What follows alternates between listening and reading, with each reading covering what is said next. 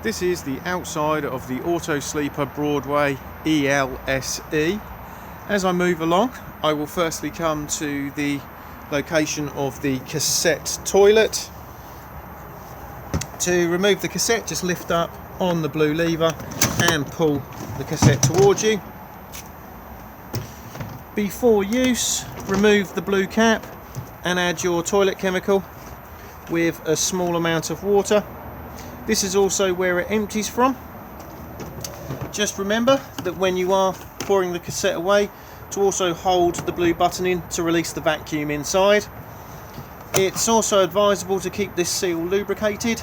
Thetford do their own seal lubricant, but any silicone based lubricant is fine, and by turning this part here allows access inside the cassette for additional cleaning. If any debris was to wrap itself up around the float mechanism inside, thus giving you a false reading on the toilet, it can be cleaned just by turning this part here, giving it a bit of a wiggle, and then removing the float. All of these cassettes now are on wheels with an extendable handle.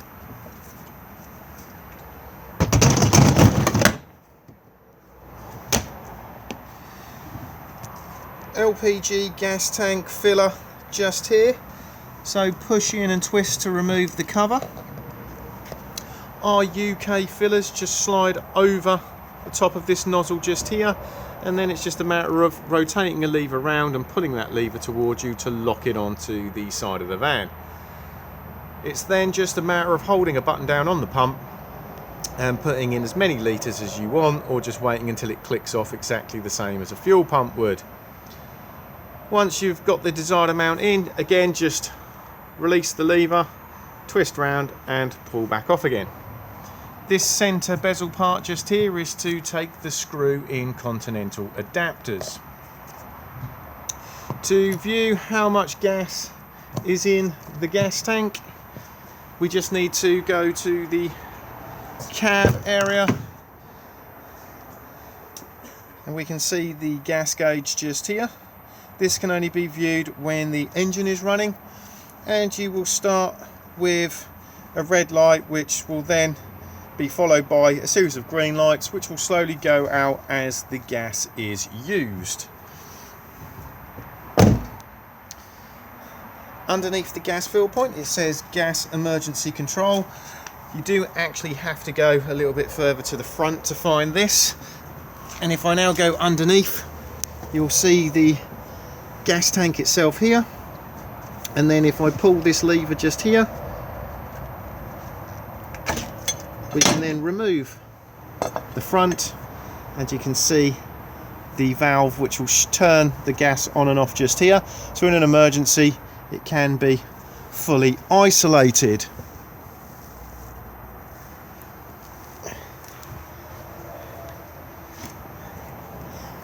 Fresh water tank drain just here, and grey water tank drain just here. External TV and satellite points just here, and there's also a 12-volt socket next to it as well. And then we have both vents for the Thetford fridge freezer. As this is a fully winterized motorhome, you are supplied with winter covers for the fridge vents, which need to be on if you are using the motorhome in extremely cold climate. To use these, come to the fridge vent, slide the black clips out of the way, and then remove the vent itself. Then take one of the covers and then pop it in like so, and then starting at the bottom, hook back on again, and then slide the black clips into place, and then do exactly the same again on the top vent. Do make sure that these are removed in the warmer months of the year, or otherwise the fridge will just overheat. They're also handy to have on when you have the motorhome in storage, or if you're washing it. Mains hookup connection just here. Just make sure that you do push down on this blue lever when removing the lead. And then we have a fresh water tank fill just here if you're going to be using the whale filler hose. The whale filler hose looks like this. It's just got a standard hose lock attachment on one end, and then this end here plugs into the side of the van. Plug it in and then slide this section down, turn the tap on, and then it will begin to fill up the fresh water tank. You do need to make sure that the 12 volt is on inside and that you have activated the tank fill. The beauty of this particular hose is that if you're on a fully serviced pitch, you can literally leave the tap turned on, and as you're using water, it will just constantly replenish it. To remove it, slide back up, squeeze both blue buttons in, and then just pull towards you.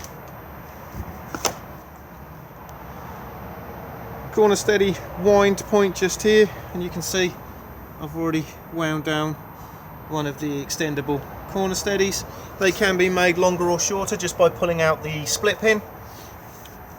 And then we have the spare wheel just there in the carrier, and there is also an air line that runs to the spare wheel, and the valve is just here, so you can check the tyre pressure and top it up if required without dropping the wheel. Flue for the Truma Combi boiler just here. There are no covers or anything that need to be removed. Just make sure that nothing is obstructing it. And as I now come round to the rear of the motorhome, we have the reverse camera just up here, and then the Fiamma bike rack. To use this, just pull the rails towards you and they will drop down. Pop the bikes onto the rails and secure the straps through the wheels. They do move around depending on the size of the bike, and then attach each arm to the framework of the bikes.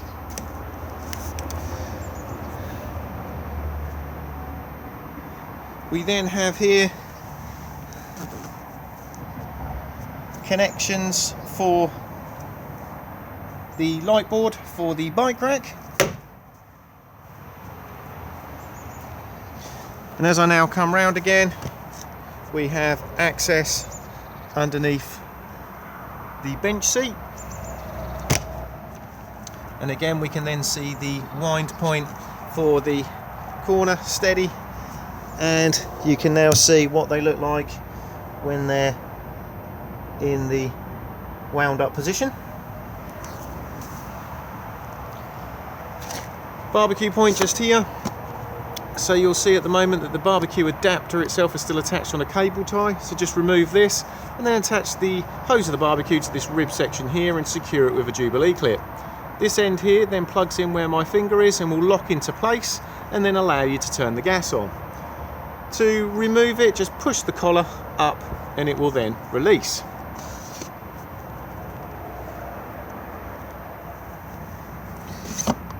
External 3-pin socket just here, and then we have another way to fill up the fresh water tank. So if you do not want to be using the whale filler hose, you can just use a standard hose pipe.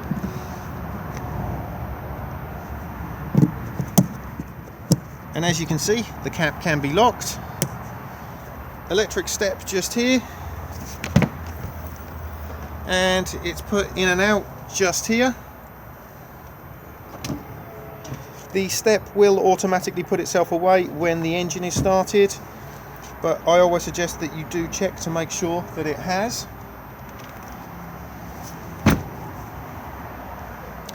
Two-lay Omnistore rollout canopy just here. To roll the canopy out, you firstly need the winding handle, which is just located inside the habitation door just here.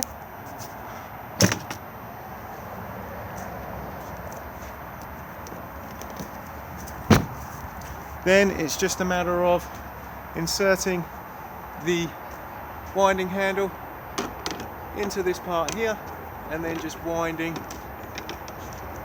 the canopy out.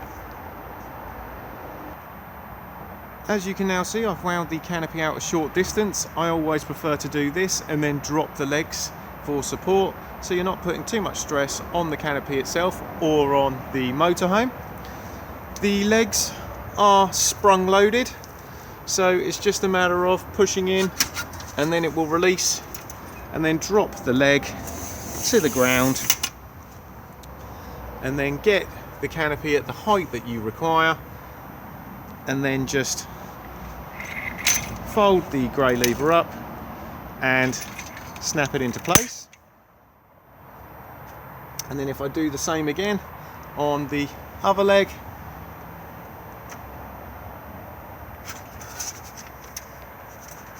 same again, drop the leg to the ground,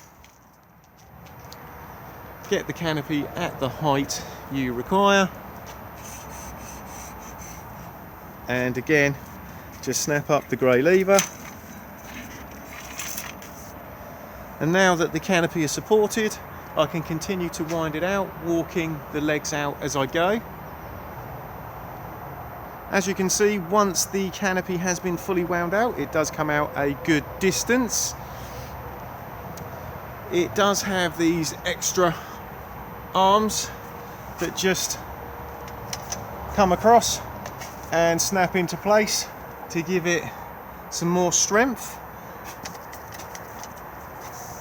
Never use the canopy in high winds, as it does run the risk of being flipped over the roof of the motorhome. And if it needs to be put away wet, always try to get it back out again and dry as soon as possible. When it comes to popping the canopy away, firstly make sure that these are folded back and clipped in to place first of all. Then begin to wind the canopy back in, walking the legs as you go, and then once you've got back to the position where we dropped the legs before, unflap the grey lever just here, push the leg back in, pop it back into place, and then continue to wind it away.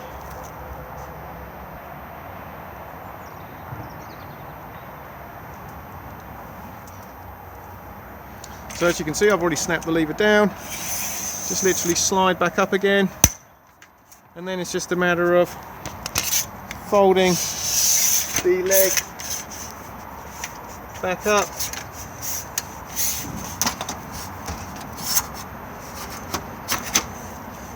and then making sure that it is secured.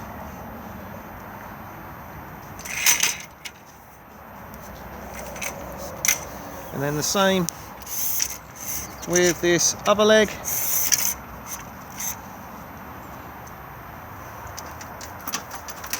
And again, just making sure that you're back in, and then just continue to wind the canopy away. Once the canopy has been fully wound back, it just will not wind in any further. Sometimes the winding handle will get stuck like it is at the moment. Just literally push it in, twist it round, and then it will come out. Next we have diesel fill just here, and the cap unlocks on the ignition key, and then directly beneath that we have the AdBlue top up. It will let you know on the dashboard when the AdBlue needs to be refilled. Tyre pressures on the door pillar just here, and then jack and wheel brace kit sits underneath the passenger seat. Vehicle battery sits underneath the floor of the cab, and bonnet release is just here.